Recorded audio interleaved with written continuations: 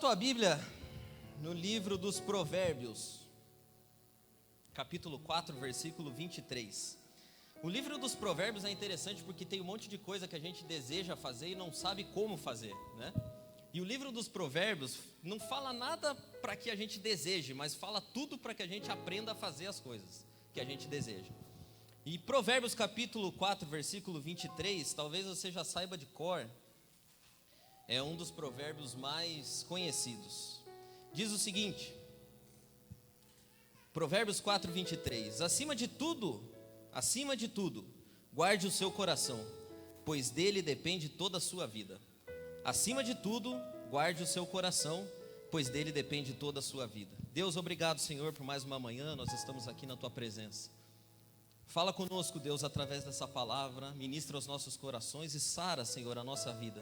Que o teu Espírito Santo, que é tão sensível aqui no nosso meio, se faça mais uma vez presente, que os nossos ouvidos estejam abertos, ó Deus, para aquilo que o Senhor deseja falar. É o que nós te pedimos em nome de Jesus, o teu Filho. Amém. Você é duro de coração, não? Você tem o coração duro? É rancoroso? Você já falou alguma vez que se pisaram no teu calo, vão conhecer o teu verdadeiro eu? Já disse isso? Sabe que eu fiquei pensando durante essa semana, enquanto essa palavra estava comigo? Será que a dureza de coração é algo que a gente nasce com ela? Porque tem algumas crianças que eu vou te falar, viu? Tem umas criancinhas que são meio... Pensa umas criancinhas ruins, assim. Difícil. Ou será que a dureza de coração é algo que vai formando na gente? E a gente vai ficando cascudo, por isso até que eu coloquei o título da mensagem como relacionamentos calejados. Será que os relacionamentos vão nos calejando? E eu fiz um exercício até de procurar, digitei no Google, relacionamentos calejados, não apareceu nada, apareceu pouca coisa. Mas coração calejado tem até música, e você escuta, tenho certeza que tem na tua playlist, é uma dupla sertaneja. O coração do cara, segundo a música que eu ouvi, diz que já sofreu tanto por amor que agora o coração está calejado, que para que ele se entregue de novo, a pessoa vai ter que garantir que vai amar ele para sempre e que não vai machucar ele, aquelas músicas sertanejas.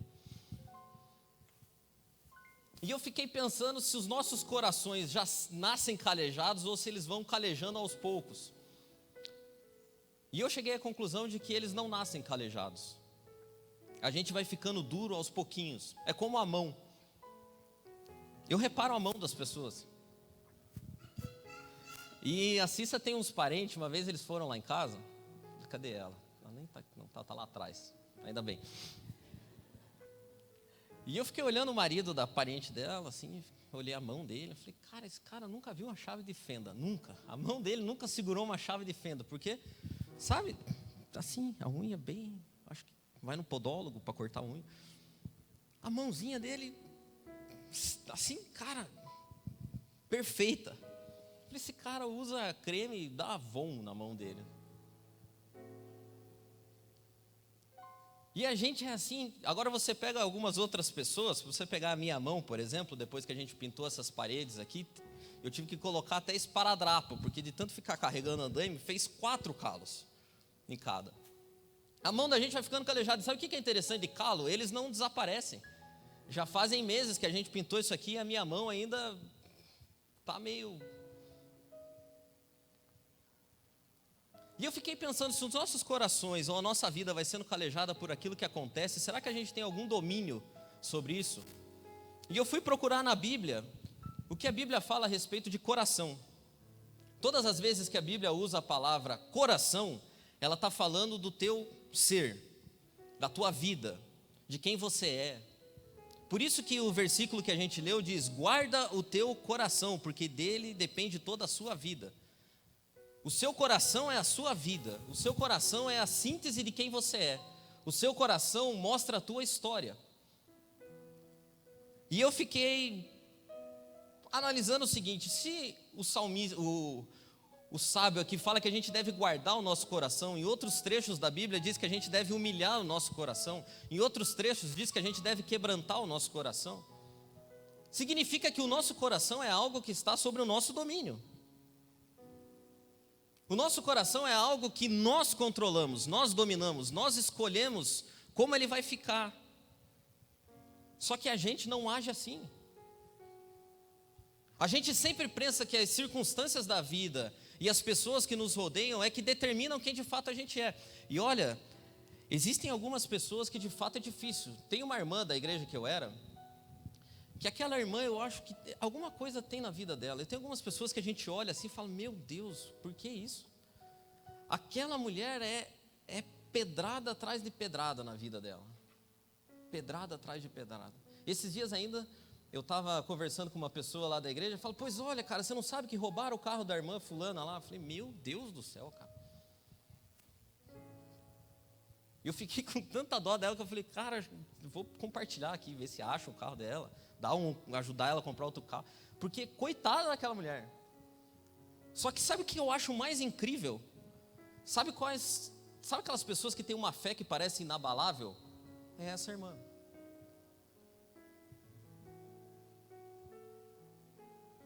Essa mulher, apesar de todas as pedradas que ela leva da vida, ela não é uma pessoa amarga. Ela não é uma pessoa azeda. Então o nosso coração é algo que está sobre o nosso domínio. Provérbios 28:14 vai dizer o seguinte: bem-aventurado o homem que continuamente teme, mas o que endurece o seu coração cairá no mal. Se você deixar que as circunstâncias façam com que o seu coração fique endurecido, sem chance, cara. E é incrível a nossa incapacidade de dominar o nosso coração. Eu sou o primeiro a falar disso. Se existe uma pessoa que não tem nenhum tipo de inteligência emocional, sou eu. Eu me abato pelas circunstâncias, eu me preocupo com facilidade, eu antecipo os fatos. Talvez seja por isso que as pessoas que convivem comigo acham que eu sou mais velho. Eu acho que eu devo ser, eu já estou vivendo a minha vida daqui 5 anos. Isso faz um mal tremendo. Nós somos seres que às vezes são incapazes de controlar e dominar e colocar o coração no lugar correto. E a gente faz o seguinte, a gente ora a Deus e fala, Deus, eu sou assim porque... falando de mim. Eu sou assim porque as minhas orações que eu fiz o Senhor não respondeu. As coisas que eu pedi o Senhor não fez. As coisas que eu esperava não aconteceu. Eu sou uma vítima do que a vida fez comigo. E fica fácil, porque você pega toda a responsabilidade que estava sobre você e coloca em Deus. Ou a gente também pode fazer isso com as outras pessoas. A gente diz que a gente é o que é porque as pessoas já nos machucaram demais. Aqueles com os quais nós nos relacionamos já nos machucaram demais. Mas a Bíblia continua dizendo, e eu vim aqui hoje para alertar você, de que o seu coração e a dureza ou sensibilidade da sua vida é mera responsabilidade sua. O que Deus está dizendo através da vida do sábio é: aquele que endurece o coração cairá em mal, cairá em ruína. E eu fiquei pensando durante toda essa semana em todos os problemas que nós enfrentamos por ter o coração endurecido, por ser pessoas que têm dificuldade de se quebrantar. Como os nossos relacionamentos, casamentos, as nossas famílias, os nossos pais, os nossos irmãos, os nossos amigos sofrem quando nós somos pessoas que têm coração calejado. E não é possível que eu fale disso sem falar palavras do próprio Jesus, que escreveu em Mateus capítulo 19, versículo 7. O porquê que os casamentos, o porquê que as famílias, o porquê que as coisas terminam. Ele diz o seguinte, Mateus 19, 7 e 8. Os fariseus perguntaram. Nesse caso, eles estavam falando sobre, para contextualizar, eles estavam falando sobre as regras da lei a respeito de despachar a esposa. Nesse caso aqui era interessante, porque a mulher não tinha direito de repudiar o marido, mas o marido tinha direito de repudiar a mulher. Terrível. E aí, os caras queriam achar um jeito de dispensar a mulher. É mais ou menos igual hoje. Os caras acham um jeito de dispensar a mulher, geralmente trocam por uma mulher mais nova, E esses caras aqui tinham um coração duro e egoísta e queriam tentar achar um jeito de que Jesus validasse a opinião deles. E eles chegam para Jesus e perguntam, nesse caso, porque Jesus disse que não dava, não é assim. Nesse caso, por que é que Moisés permitiu ao homem mandar sua esposa embora se der a ela um documento de divórcio? O que eles estavam dizendo é, cara, nós temos o direito de fazer isso. Só que o problema era mais profundo e eles não olhavam para o problema verdadeiro. E olha o que Jesus respondeu. Moisés deu essa permissão por causa da dureza do coração de vocês. Moisés deu a permissão assim porque é tipo uma misericórdia na tua vida, meu amigo. Porque senão você seria condenado por conta desse coração duro que você tem. Isso aqui não é um direito seu, é misericórdia de Deus sobre a tua vida. Ou seja, coração duro não pode ser validado por nada na Bíblia. E olha que Jesus termina dizendo, Moisés deu essa permissão por causa da dureza do coração de vocês. Mas, no princípio da criação não era assim. O coração de vocês não era duro assim a vida inteira. O coração de vocês não era assim de pedra o tempo inteiro. E eu falei na primeira palavra que eu ministrei aqui sobre o mês da família, do texto de 2 Samuel, capítulo 6, quando eles estavam trazendo a arca de volta. E quando eu estava preparando essa mensagem, eu lembrei do final daquela mesma história. E o final daquela mesma história é a síntese de duas pessoas que têm um coração duro, de pedra. É a história de um casamento que tinha tudo para funcionar, mas que terminou do pior jeito possível. Por quê? Porque as pessoas tinham corações duros. Se você abrir a tua Bíblia, no livro de 2 Samuel, capítulo 6, você vai encontrar uma das histórias mais tristes da Bíblia.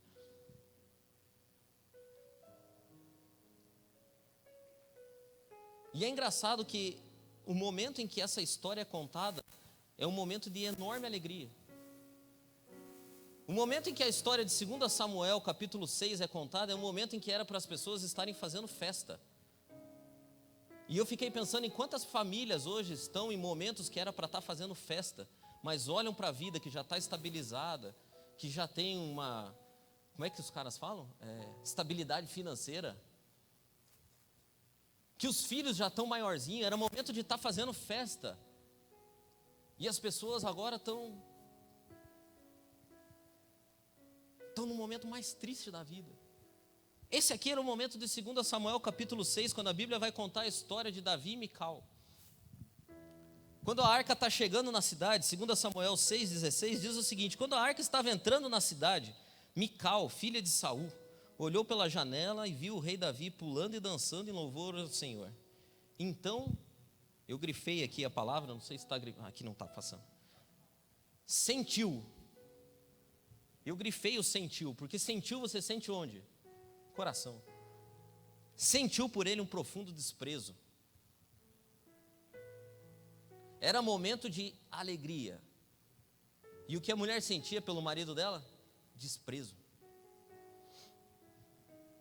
E a história se desenrola e diz que naquela cidade há uma grande festa naquele momento. Todas as famílias estão reunidas. A comida, a bebida, a dança, a música, a alegria.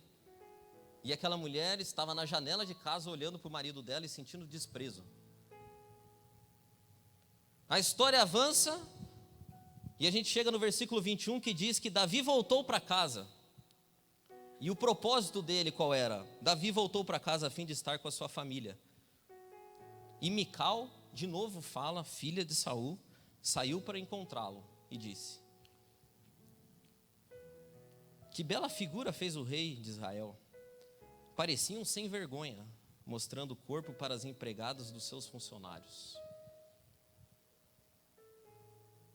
Sabe quando você chega em casa esperando que a tua esposa vá te encontrar, te dê um abraço e fale: que bom que você voltou, que saudade que eu estava. E ela vai te encontrar, mas não há abraço e não há saudade, não há nada. Ah, que bela figura, há sarcasmo, que bela figura, hein? Sem vergonha. Davi, que poderia ter pensado, acho que essa mulher está num dia ruim, essa mulher, alguma coisa aconteceu com ela, que dia do mês que é hoje? Ele poderia ter feito isso, ele poderia ter voltado, dito que esqueceu alguma coisa lá, que precisava voltar a buscar, mas o coração dele estava duro também, e a Bíblia diz que Davi respondeu àquela mulher, no portão: eu estava dançando em louvor ao Senhor, que preferiu me escolher, em vez de escolher o seu pai, e os descendentes dele, os seus irmãos no caso, e me fez líder de Israel, o seu povo. Pois eu continuarei a dançar em louvor ao Senhor, e me humilharei ainda mais diante dele. Você pode pensar que eu não sou nada, mas aquelas moças de quem você falou vão me dar muito valor. O cara podia ter ido embora, cara. E aqui está o versículo, eu acho, mais triste da Bíblia, cara. E Mical, filha de Saul, nunca teve filhos.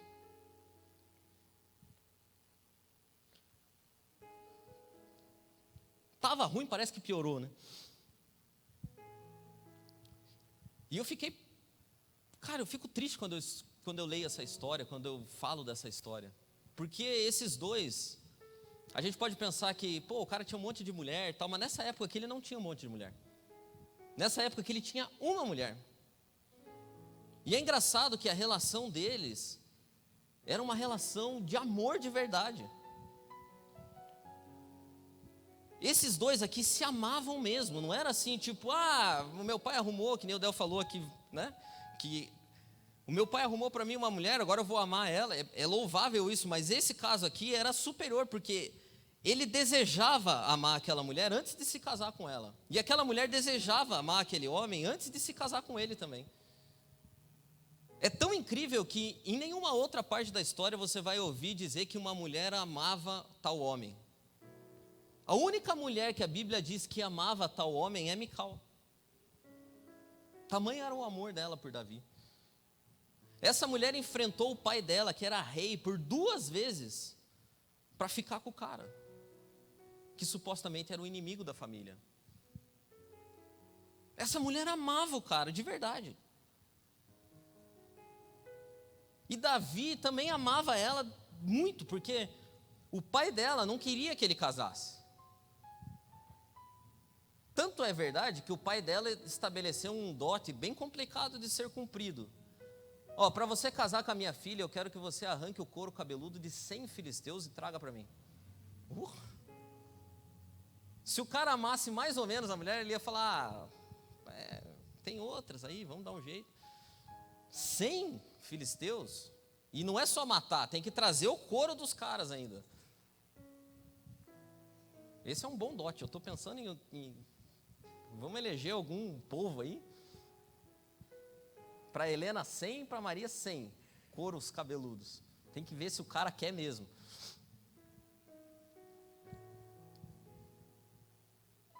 Era fantástico o amor dos dois, e o Davi foi atrás e fez, cara. Sabe o que eu fiquei pensando?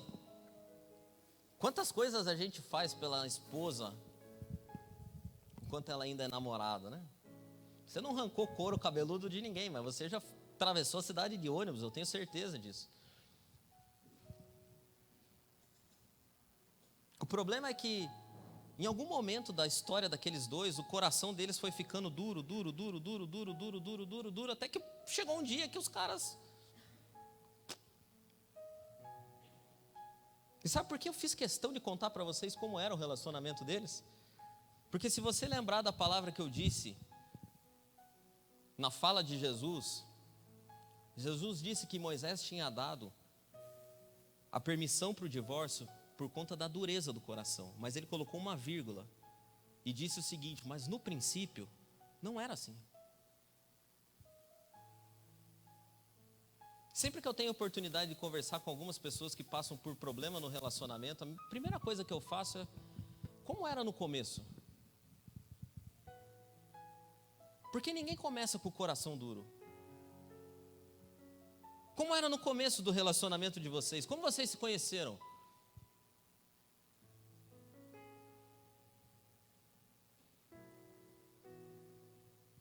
O que levou você a arrancar 100 couros, se eu tivesse lá, né? Ô Davi, por que você arrancou 100 couros, cara, para vir ficar com essa mulher? E você, por que você enfrentou teu pai, os teus irmãos, para ficar com esse cara? Por que você não estava lá com ele dançando? E por que você não contou até 10 e não voltou a buscar alguma coisa, Davi? No começo da história de vocês não era assim.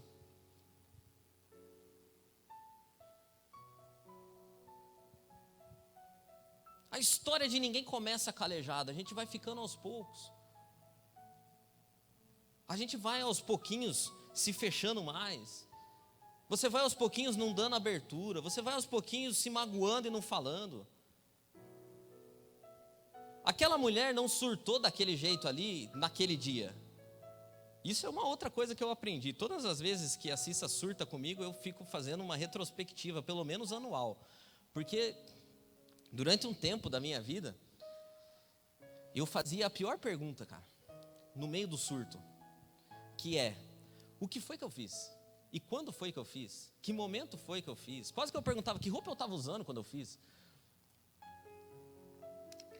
E uma coisa eu aprendi depois de alguns anos, você pode aprender antes, né? Eu levei tempo para aprender e apanhei muito.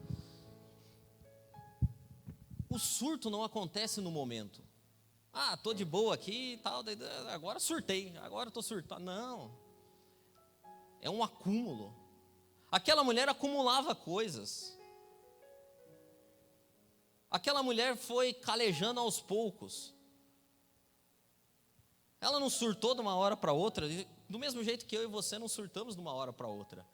A gente vai calejando, e o problema dos calos é que quando eles tomam conta da pessoa, o tratamento para tirar eles é doído, cara. O pessoal que tira calo aí vai no podólogo, vai nos lugares, tem que cortar, sai sangue, coloca curativo, vai, corta mais um pouquinho, coloca creme, coloca isso, coloca aquilo, vai. Você não tira um calo de uma hora para outra. Do mesmo jeito que você também não faz um calo de uma hora para outra. E eu fiquei pensando na dinâmica daqueles dois e das nossas famílias também. Como nossos relacionamentos vão ficando calejados? O que acontece? Uma das coisas que eu também fiz bastante, é uma bênção, cara. Eu estou hoje falando honestamente. É que eu e você, mais eu, né, no caso, você talvez não, mas enfim.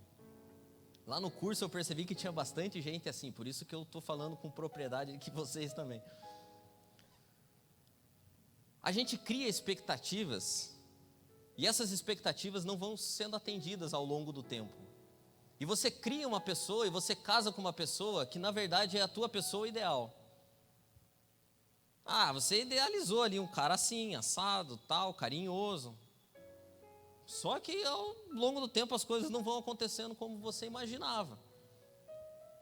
E na história aqui eu encontrei alguns porquês da Mical também. Não está escrito, mas eu posso imaginar. Por que ela ficou tão horrorizada com o cara dançando? Pense, você.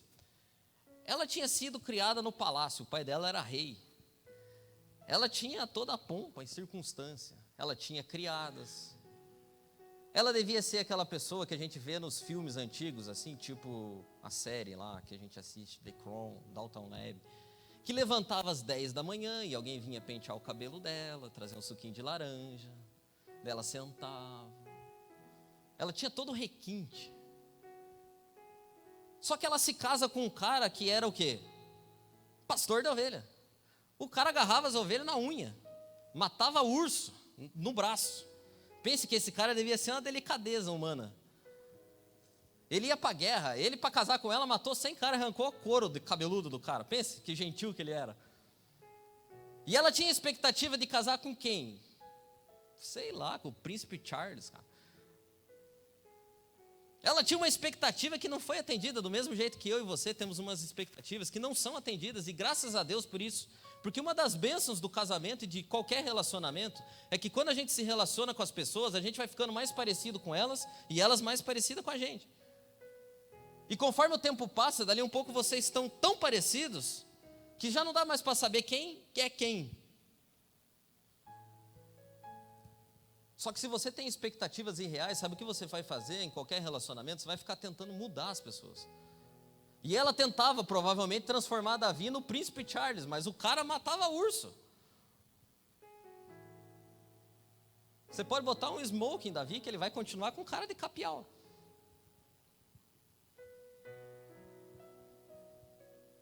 Ele era bonito, mas devia ser aquela beleza rústica, assim. Sabe o cara que tem uma beleza rústica? Uma barbona, certo, que ele tinha. Ele era ruivo. E aí, não dá, porque quando você coloca expectativa em cima das pessoas, você vai esmagando elas. E chega uma hora que a pessoa fala, cara, eu nunca vou ser isso aí. Eu já falei isso, mas isso também é tonguice de falar, mas eu já falei, cara, eu não sou isso, nunca vou ser.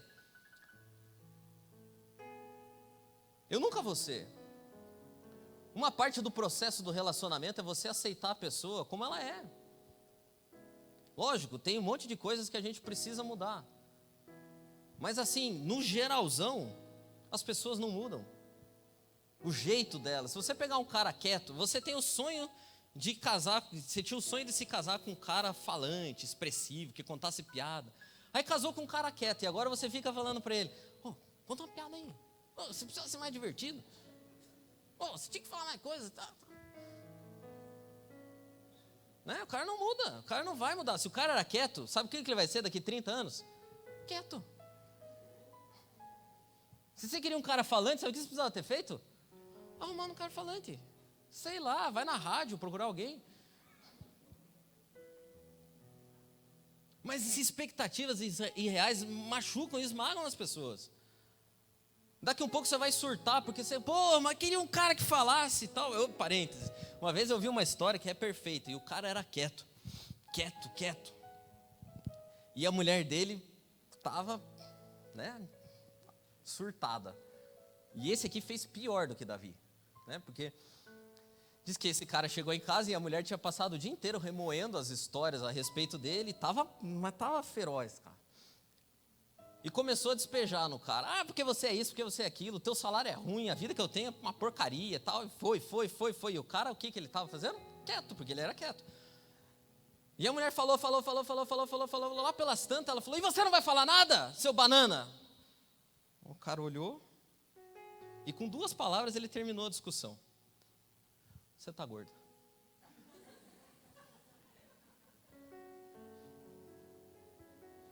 E acabou com tudo, ele deve ter morrido, eu não sei o final da história.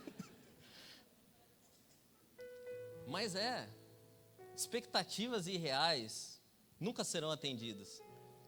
E sabe que a gente precisa colocar as nossas expectativas em Deus. Porque boas esposas são péssimos deuses. Bons maridos são péssimos deuses. Aí você fala, mas minha esposa é tão boa, e você joga toda a tua expectativa em cima dela. Beleza, você criou um ídolo. E esse ídolo em algum momento vai te estapear. Então não crie falsas expectativas. Coloque suas expectativas em Deus. E eu tenho certeza que Deus vai te atender. E se Ele não te atender, Ele vai te explicar o porquê, e você vai ficar tranquilo. Agora, se você coloca as suas expectativas em cima daquele que está do teu lado, ou dos seus amigos, de qualquer pessoa que seja, elas vão te decepcionar e você vai querer acabar com elas. Sabe uma outra coisa que eles não faziam? Provavelmente. Eles não conversavam, cara. Porque em momento nenhum você vê a explicação de Davi, ou de Mical, ou de quem quer que seja, do porquê que ela não estava lá, do porquê que ele não chamou ela, do porquê que ela estava... Aquilo que começou bem agora já estava terminando mal, não há diálogo. E quando o diálogo acontece, ele acontece num nível... É no nível do sarcasmo e do insulto. E eu fiquei pensando em como os nossos diálogos, algumas vezes, acontecem em algumas fases da nossa vida. Às vezes você com o teu marido, com a tua esposa, com teus filhos. Tem algumas palavras que quando você fala, elas estragam tudo. Quer ver? Você vai conversar com a pessoa e você fala assim, você nunca... ferrou já, tá? Tudo que você falar depois disso, não será ouvido. Você nunca... você sempre assim, ó, você nunca, aí a pessoa já fala, pô, mas que tudo que eu fiz, porque todo mundo que é ofendido, ele pensa no seguinte, fala, pô, você nunca, a pessoa fala, você nunca viu, né, porque todas aquelas outras vezes eu já, mas você sempre mete a boca em mim, pois é, mas tem várias vezes que eu contei até 10, isso aí você também não viu, você parece com a sua mãe, você parece com o seu pai,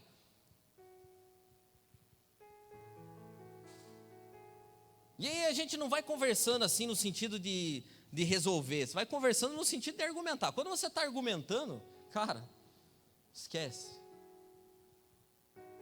E lá no curso eu pude ver muito isso, cara, porque às vezes a gente discutia coisas, e eu gosto de ficar ouvindo as pessoas falarem, e a pessoa falava, só que enquanto eu estou ouvindo, eu estou pensando, cara, mas tá 2 mais 2, 4, mais 2, 6, tal, não vai dar errado. E a pessoa falava, e por várias vezes eu falava assim, mas você já conversou isso com a tua esposa? Até que um dia o cara falou assim, mas isso aí não dá para falar. Cara, tem coisas que não dá para falar mesmo. Mas sabe o que eu falei para esse cara no dia? Eu falei assim, o problema é que coisas que não podem ser ditas, eu concordo, eu também tenho as minhas que não podem ser ditas. Mas você precisa em algum momento dizer elas. Pode não ser agora, tem coisas que se você falar agora mesmo vai estragar tudo, mas você, do jeito que você está me contando aqui, você já pegou essa coisa, abriu um buraco, enterrou ela ali, você nunca vai falar. Você nunca vai falar para ela, mas você fala isso todo dia para você. Então, cara, eu vou te dar um conselho, desenterre isso aí lá, e pelo que você está falando aí, não dá para falar mesmo, aguarda no bolso. Para que no dia que der, você fala, agora dá, daí você já tira, está na mão, e você fala. E sabe por que você não pode falar? Porque tem um monte de coisas que ela quer te falar também, mas você nunca está disposto a ouvir. Então, para que você crie a circunstância para falar, primeiro ouça. Porque senão, gente, vai chegar um dia em que a gente vai ter tudo para falar, mas não vai conseguir falar nada. E daí o que você vai fazer é o seguinte, quer saber de uma coisa? Você não presta, eu vou para aquelas outras mulheres mesmo.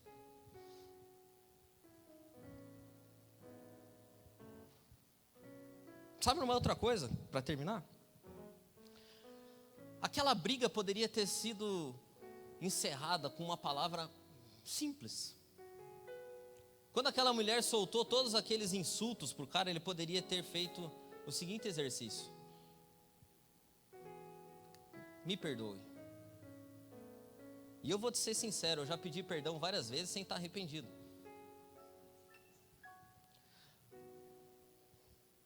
Mas tem algumas palavras que não podem ser ditas, como eu disse, mas tem outras que fazem todo sentido quando você precisa acabar com uma discussão. Uma delas é me perdoe e a outra é eu entendo. Eu entendo. Deixa uma pessoa falar um monte de coisas para você, assim, e ela abre o coração e fala assim, eu entendo. Você nem entendeu nada, mas fala, eu entendo. A pessoa vai se sentir bem. Tem um episódio do Two and a Half Men, que é uma série que eu acho muito legal, e o cara, ele passa o episódio inteiro dizendo para as pessoas com problema, eu entendo. E dali um pouco tem uma fila na casa do cara para contar as histórias para ele, será abraçado por ele, porque ele só fala, eu entendo.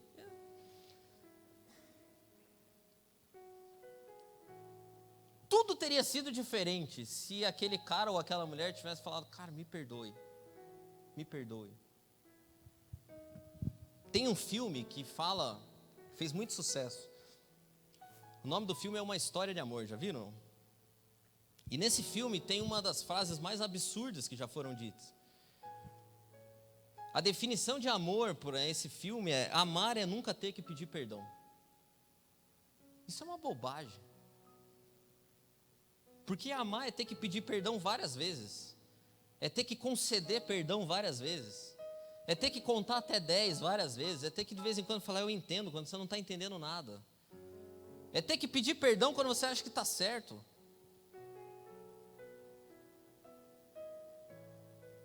Amar é um exercício de perdoar. E a gente consegue entender isso de forma muito clara quando a gente olha para Deus. Porque Deus é o ser que perdoa os nossos atos imperdoáveis. Deus é o ser que perdoa você quando você repete os seus erros. Deus é o Deus que perdoa você quando você jurou para você mesmo que nunca mais faria aquilo.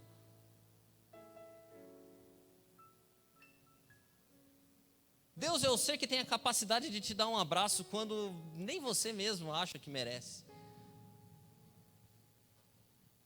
O problema é que eu e você, nos nossos relacionamentos, a gente exige a justiça. A gente acha que para pedir perdão a pessoa tem que se humilhar, se arrepender e tal. A gente acha que para pedir perdão a gente precisa estar de fato errado.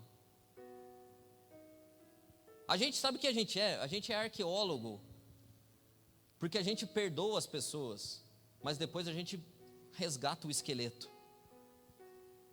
Tem uma definição que eu gosto muito, que está escrito na Talmud, da diferença entre vingança e rancor.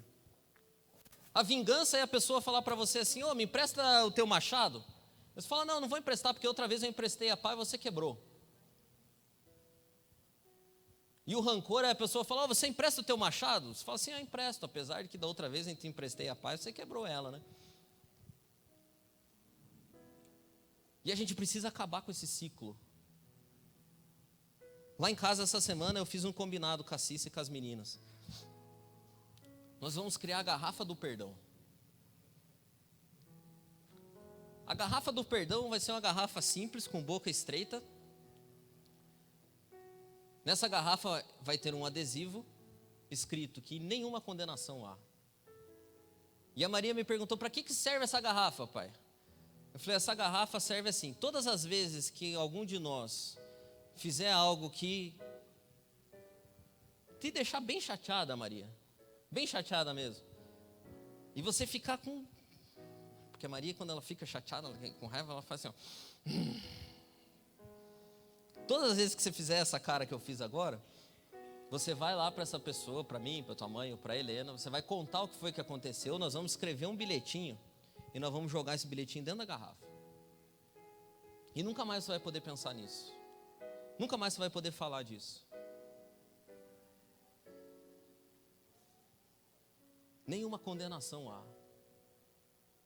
E eu te encorajo a fazer as suas garrafas com as pessoas que te cercam. Porque o nosso Deus, por mais calejado que estejam os nossos relacionamentos, é um Deus que oferece um novo começo. Hoje nós estamos aqui diante da mesa. E nós só estamos aqui diante da mesa porque o nosso relacionamento com Deus estava ultra calejado. Não estava calejado, estava ultra calejado. Mas ao invés de Deus destruir o relacionamento, ao invés de Deus acabar com tudo e começar de novo, Ele não fez isso.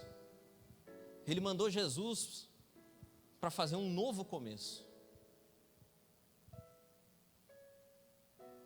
para oferecer uma nova oportunidade, não para trocar de esposa, não para trocar de marido, para trocar de casamento,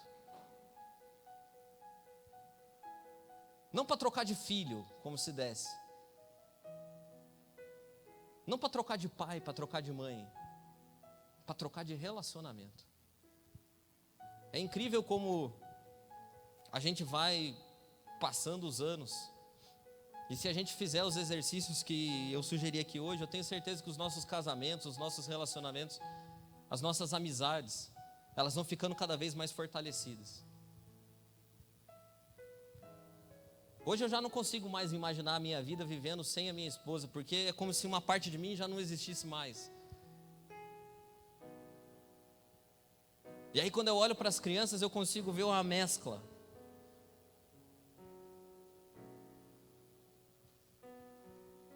Eu não sei a situação que estão os seus relacionamentos, eu não sei quais são as pessoas que calejaram você. O que eu aprendi é que Deus sempre tem uma nova oportunidade. Hoje nós estamos aqui diante da mesa, porque Deus criou uma nova oportunidade. Existem muitas pessoas, acho, para as quais você deve pedir perdão. E eu queria te encorajar durante essa semana, que você amoleça o teu coração. Que nessa manhã o Espírito Santo te dê tesouras para cortar os calinhos. E você está perdendo um monte de coisa, gente. Tem gente que não fala com o pai e com a mãe. Tem gente que não fala com o irmão. E a palavra que eu li aqui é: se você endurecer o teu coração, você vai cair em ruína. Pode ser que tenha momento de fazer festa na tua vida, e na hora da festa você fala: cara, minha vida era para estar tudo certo, mas